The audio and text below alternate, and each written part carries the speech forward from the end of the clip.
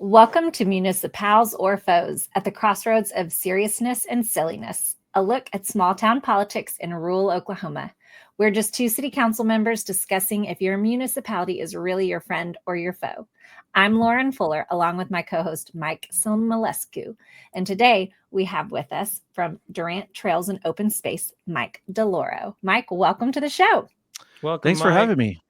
It's great to be Yeah, we here. wanted to bring Mike on because as much of a city um, as we are, we have so many nonprofit organizations involved that we work with as a city to make sure that we offer all the things to our citizens and our guests and our visitors. And Durant Trails and Open Space is a prime example of a nonprofit organization in our community that we like to partner with and support. And they have done some really amazing things lately. So, Mike Delloro, why don't you tell us a little bit about how Durant Trails and Open Spaces came to be?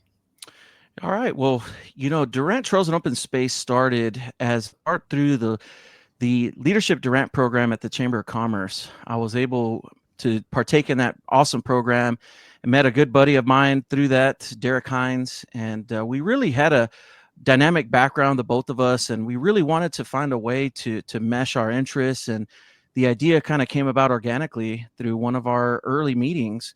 And his background being he's more the trail runner, and that's his kind of thing, whereas my side is more the open space. And so the idea became that we want this really to be focused on nature awareness, low impact recreation, and community stewardship here in Bryan County. And so through that, we realized very quickly that we have an opportunity to make an impact and help the city with some more amenities, some more things for people to do. And that's really where this all started. In fact, one of the very first projects that we ever took on was the disc golf course at Carl Albert Park. And that was a project that a good buddy of mine, James Bishop, he and I both being fraternity brothers and graduates at Southeastern, we both kind of took on that. And really the first step was, hey, this might be something different. This might be something to get people out and about. And when the pandemic came, that's really when the sport of disc golf really exploded. I don't think anybody really could have predicted that, but really that became one of the big low impact recreation activities for people in the community to partake in. And at Carl Albert Park, that really brought a lot more awareness to the park, a lot more activity out there. Of course, you always have your walkers and your people out there that are enjoying the trail that's already out there, but being able to have some other amenity and just another asset for the community was really big. Tell us a little bit about yourself outside of your being the co-founder of DTOS. Tell us a little about what brought you to Durant, how long you've been here, and some of your other interests. Obviously, you told us why you're here and this particular interest, but what else? Sure. So I was born in Panama City, Panama, and grew up in San Antonio, Texas. So I came to Durant on a golf and tennis scholarship at Southeastern. So it was a very awesome opportunity to be able to play two collegiate sports in the spring and represent the Savage Storm. And so my background, I've always been involved in sports and recreation. I grew up playing ice hockey. My dad's from Minnesota. My mom is Panamanian. So my dad was in U.S. Army intelligence and was stationed down in Panama, met my mom. And of course, I grew up, watching soccer during the day and at night watching ice hockey. So it's when we were in San Antonio, there's not a lot of ice hockey being played. So that's where the lacrosse came in. That was really the closest sport to hockey once I got a little older. And my parents did a lot of traveling, playing golf and tennis all over the place and playing lacrosse. And when I came to Durant, it was a little bit of a shock coming from San Antonio, but really enjoyed my time. I was hyper involved on campus and involved in a bunch of different student organizations, student government, just a fraternity that I mentioned, Lambda Chi Alpha, and just quite a few other International Students Association, Catholic Students Association, and a plethora of others. But that really helped me to learn a little bit about how things work. I mean, when you're involved as much as you are in learning about student government, Robert Rules of Order, learning about bylaws, you learn about those things real early on. And so as I graduated and kind of got involved in the community, the first nonprofit that I started was our Durant Lacrosse Association. And so that really helped give me the backbone about setting up boards and setting up bylaws and, organizing and running a club and trying to bring people out to do different things. And that's really been what my focus has been, is just trying to bring some of these other communities and some of the things that they're doing into Durant. And so that's really what's driven me the most, and what has ultimately led me into being one of the co-founders with Derek Hines of Durant Trails and Open Space. Did you guys, so with Durant Trails and Open Space, was the Crooked Smile Trail the first project you were interested in, or did you do something else prior to that? Yeah, the first was definitely the Carl Albert Park with the disc golf course there. Once we had that project kind of under our belt, it was Derek's idea about trying to help the city. The city had an ODOT grant through the Oklahoma Department of Transportation, but in order for the city to receive those funds, there needed to be some matching funds. It was roughly 99,000 and some odd change. And Derek had the idea of, hey, what if we as DTOS could help the city with acquiring those matching funds? And so I remember he called me up. He's like, Mike, what do you think? And I said, well, Derek, how are we going to get $99,000? I mean, we got, our first project was like 5,000-6,000, and now we're just, we're getting into a big number here. And so, we took a little bit of a leap of faith, and thankfully through, some of the partnerships with TSET and quite a few number of individuals that personally contributed to that, we were able to get to that 99,000 number, presented the city with a big check, the council at that time. And for those that may not be aware, the city of Durant during those days were really, they were struggling a little more financially than we are now. And just being able to come up with those matching funds then was really not an option. And so our involvement helped kickstart what ultimately ended up being this actual project with the Crooked Smile Trail and the bridge project there. And that was one of the first real big dominoes that Durant Trails and Open Space was able to overcome and really get the ball moving. What year was that you presented the matching funds and the check?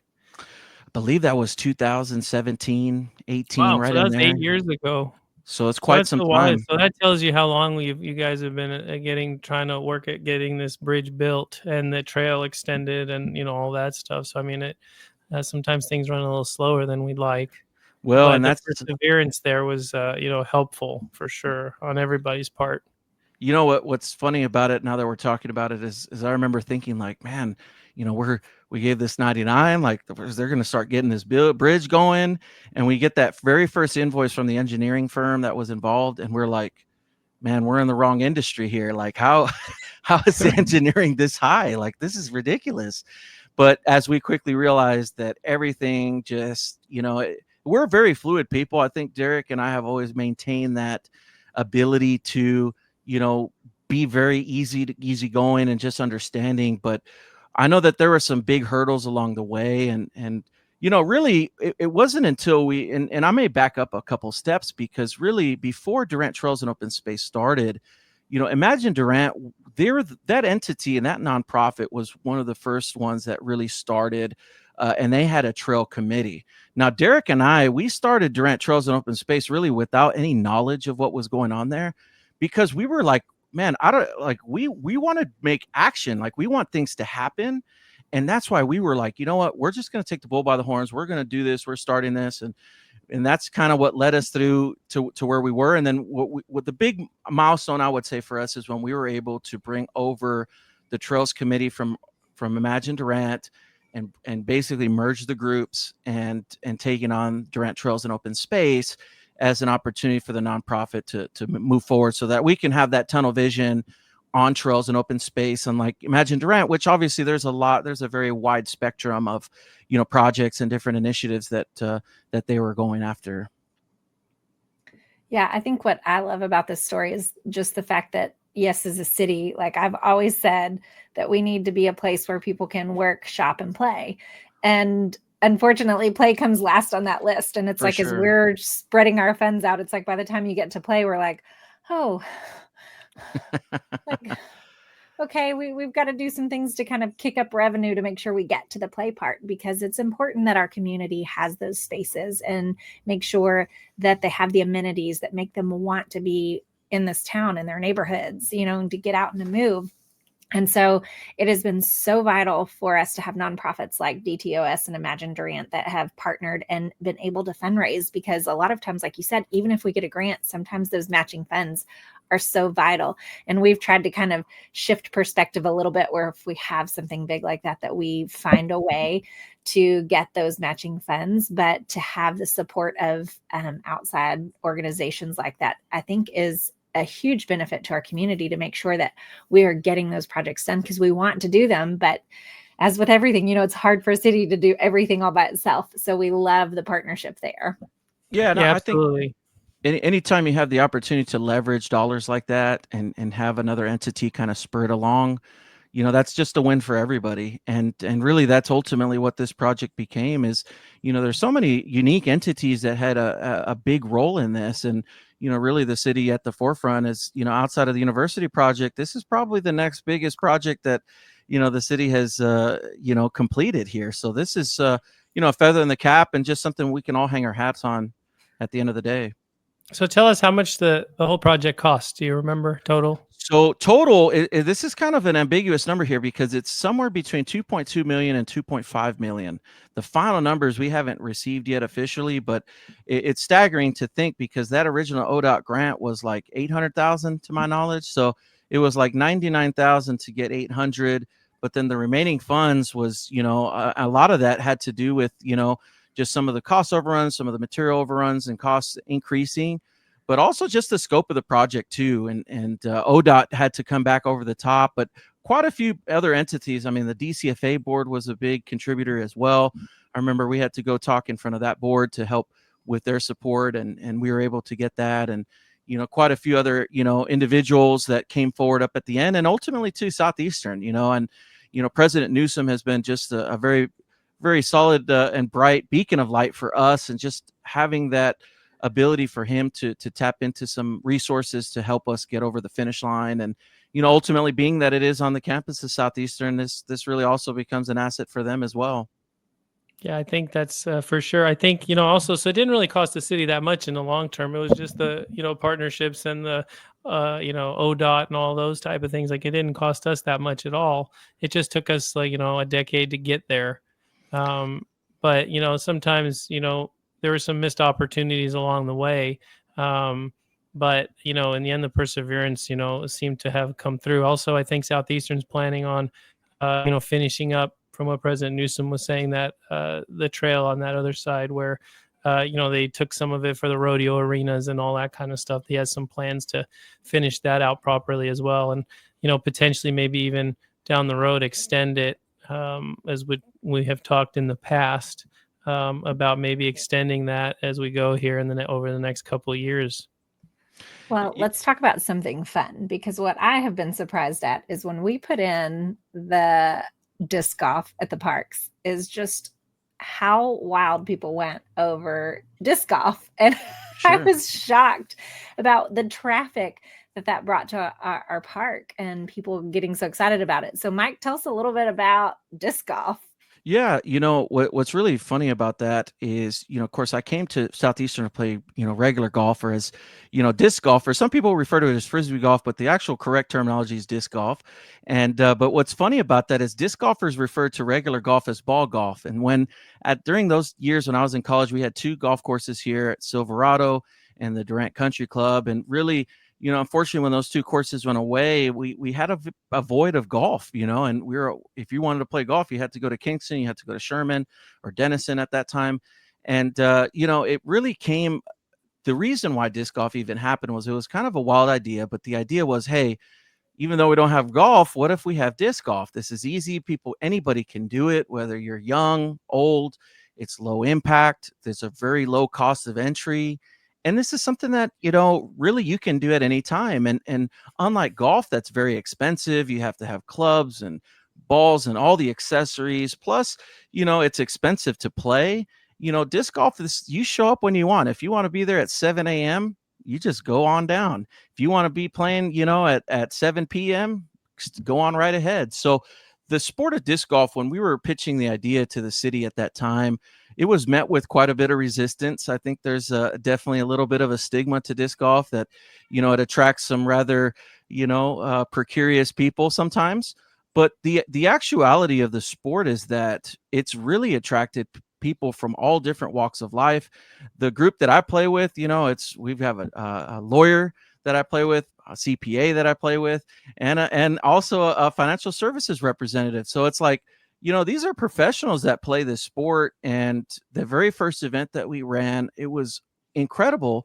The number of people who came, we had 58 people come out to the very first ever tournament. It was actually the very first Durant Trails fundraiser event, and everybody who came got discs, and it was just a great way to learn the sport. And that was, for a lot of people, that was the very first way they got their discs. And that tournament was a very fun one, because that was a tournament that we continue each year in the summer. And what was funny about this project was that with this growth of the sport during the pandemic, that was something that was also very unforeseen. We told the city over and over, like, everybody's going to love it. People are going to come out and play. If you build it, they will come. But the response back was, Mike, nobody plays disc golf around here. We don't know what this is. We can't do this, and it very similar to when I started the lacrosse club here. I remember calling the city saying, hey, city, I need a field to play lacrosse. And I was immediately met with, Mike, we don't have lacrosse fields. Click. And I think that what's really funny about that story is that people don't know kind of what they don't know. And come to find out, of course, this is, almost years later. But people, that very first person I spoke with, I had a funny conversation with, but they thought that lacrosse was polo with horses and that we were going to come up and tear up all the fields. And so they were concerned about that. But, with disc golf is the same way, and it was just the city at that time, the deputy city manager took a little bit of a leap of faith and allowed it.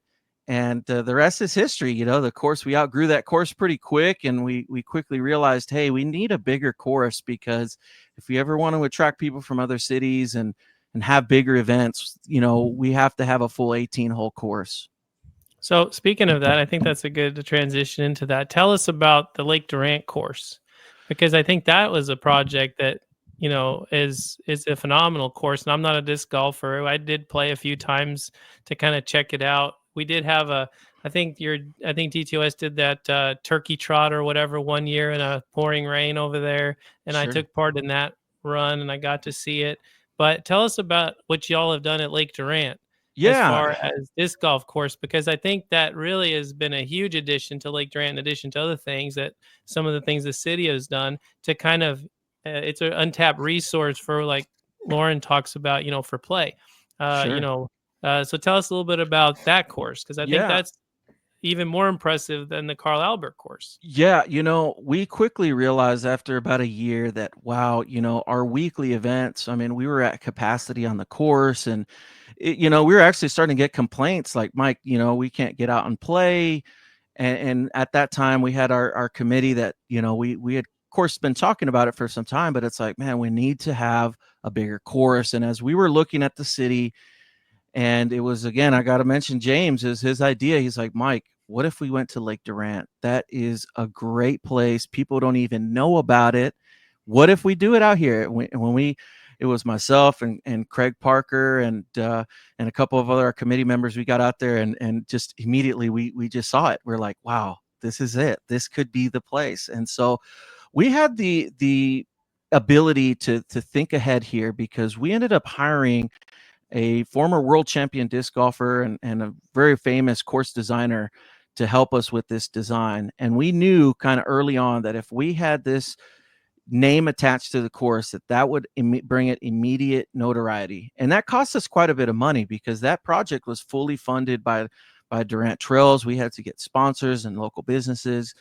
And that project took us quite some time. It was about 2.5 years.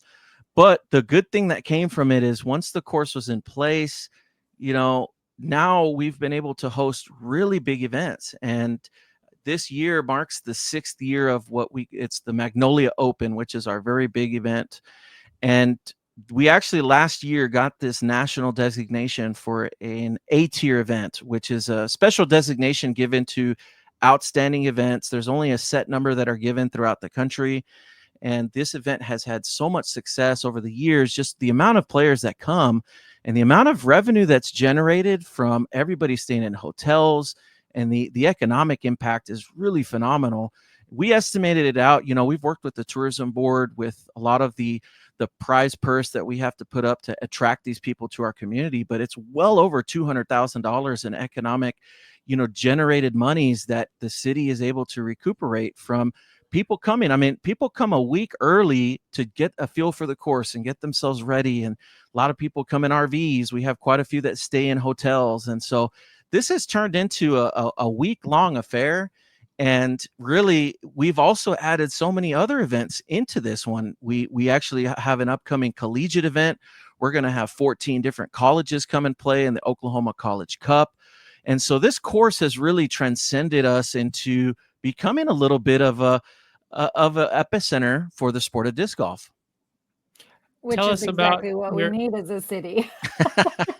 Hey, every little bit helps, right? These aren't things that we think about because we're all kind of in our own little silo and we think, certain things, but big world out there to get, varieties of things going through town. Tell us about how much your purses are, what they can win, how many people showed up. Tell us about that, because I don't think people grasp the amounts and the, how many people are actually into this, because, it's, not everybody's thinking about these type of things. I agree. I think a lot of times people think disc golf and they think it's a little backyard kind of game, like a cornhole style, which, cornhole can get pretty serious too, but disc on golf ESPN, is, right? There's I mean, cornhole on ESPN.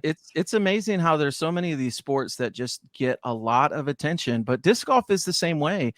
The event has featured over the years. When we first started it, we started with, I think it was the very first year was like about 70 players. And it quickly grew to 100, 120, 140. I've got up to 178. So that's the max that we've had up to this point. This year, we're hoping to get over 200.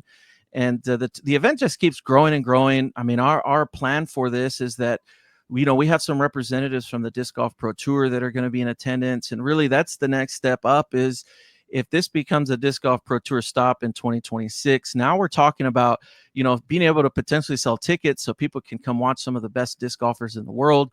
But we've had, several players in the top 20 in the world that have come to play on the course, and just being able to hear their feedback, that's really driven us with understanding how we can make the course even better. And, the club is very active and taking a very proactive role. I know Mike Ward has been a phenomenal employee out there. He's been at the lake for some time, but it's such a big property that, he just can't mow it and get it to the condition that we need it in for play. So I know a lot of that does fall on the club to help, get the weed whackers out there and kind of help with getting the course nice and in shape for the event. But I'll tell you, we've started just for this event. It's at the end of May. Well, we've started planning for this back in November of last year. The minute we heard that this was an A-tier level, that's immediately increased the amount of exposure that the event gets because everybody wants to play in those big tournaments. There's a lot more points at stake. There's a lot more prize money. And to answer your question about prize money, the last year it was $7,500 in additional added money. So for the pro players, each pro player is paying about $150 to play in the tournament. And so all of those funds basically go towards, the pot, if you will. And the top 40% of the field is what splits that pot. So obviously the higher percentage of that goes to the winner, and then it delineates down from there. But if you finish in the top 40%, you're gonna earn a paycheck for that week. And I mean, we've had players from 14 different states, 6 different countries. We had a player from Belize that came. We have Mexico that was represented, Canada. I mean, it's absolutely amazing to think about how people are traveling into Durant to play disc golf. And again, these are people that are coming. They've got caddies. They're coming with family. They're coming with friends. This is a serious tournament. People are out here, and it's a spectacle to watch these pro players and amateurs. So the event does feature amateur players from all over. But just to be able to watch, especially the higher end amateur players and the pro players, how they're able to throw so far and so accurately, it's really phenomenal. This whole thing sounds wild to me. But that's great. I love the thought, and I love the idea that we're out thinking outside the box. Right, it's one of the things we always say. Like some of the council says is, we haven't done this in Durant before, but we're going to try something different. Right? Humphrey says that all the time, and I think this is one of those instances where it's like, hey, we haven't done this before. We don't know how it's going to happen. Hey, let's take a shot at it and see how it goes. And obviously, it's been successful, and we do appreciate that. Tell us a little bit about. I think they have done some. Improve walking trail type stuff over there. Has that affected your course or worked with your course or helped your course or took away from your course? It's funny because, of course, whenever we heard about that, and really even predating the course, I mean, there was always a natural walking trail out there. Right. And whenever we found out about, hey, they're going to be able to develop this into a trail, immediately that was a very great idea, because that helps provide some more potential walking opportunities, trail opportunities, which obviously fits into Durant Trails and Open Space. And really, Ryan has been fantastic in just communicating some of those ideas and changes. And he kind of shared the 3-phase process, and how really the idea is that we want to create some trails out there. We had a few kind of early concerns just with a few of the holes and how they would play. But, I think that, we've been able to, realize that, hey, really both of these things can coexist here. And, we just want people to realize that, hey, there is much more than disc golf out here. And frankly, we feel certainly that the disc golf course has really brought in a lot more attention out there now that there's the kayaks, there's the fishing pier that was been put out there. And those are all great, because again, I've always felt like that facility has been underutilized. And it's great that we're thinking about parking, because I know for our tournament that's been one of the sticking points is having enough parking for people, and just being able to get everybody in and out to participate. And of course then you got your boaters and fishermen that are out there too, so it's always it can be a bit of a mad rush for parking spaces, especially when that big tournament comes around.